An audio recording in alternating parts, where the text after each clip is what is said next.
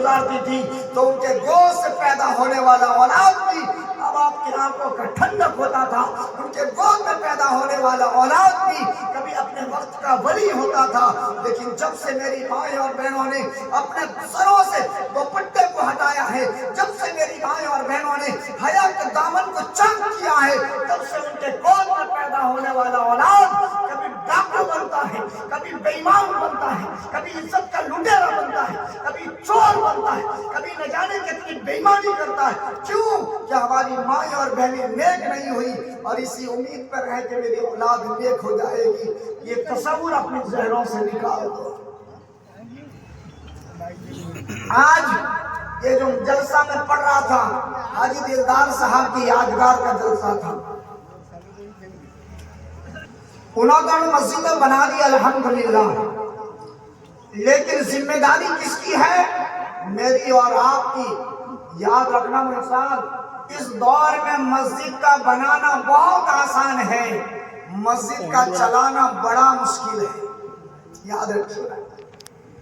فرمایا کہ آج مسلمانوں کے حالات میں آپ کو بتا دوں، مسجدوں میں نصاب کروڑوں روپیہ کی مسجد ہے، مسجدیں ہم نے اپنے آنکھوں سے دیکھی ہے، کروڑوں روپیہ کی مسجد ہے، لیکن اماموں کی تنخواہ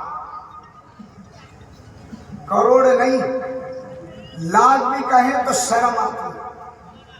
ہاں میں ایک بات بتا دوں آپ کو، اچھا ہماری مثال یہی ہے کہ کڑوی بولتے ہیں، چاہے آپ کو برا لگے۔ ابھی پچھلے ہفتہ تو میں آپ کو ایک باتیں بتاؤں، ایک بات یاد رکھیے گا، اگر ایک امام کی تنخواہ 10,000 ہے، کتنا ہزار ہے بولو؟ 10,000، اگر پوری سال کی تنخواہ ملائی جائے تو 1,20,000 روپیہ، کتنا بولو؟ 1,20,000 روپیہ۔ اور آج سے 2 سال پہلے آپ کا اسی خوردہ کے اندر ایک پروگرام ہوا اور دلی سے ناچنے والی رنڈی کو منگایا گیا، اس کی ایک رات کی قیمت بولے صاحب 1.5 لاکھ روپیہ۔ کتنا روپیہ بولو بولے صاحب؟ 1.5 لاکھ روپیہ اس کی ایک رات کی قیمت ہے۔ تو پھر میں آپ سے پوچھنا چاہتا ہوں کہ آپ کو اس دور میں رنڈی کی ضرورت ہے یا عالم دین کی ضرورت ہے؟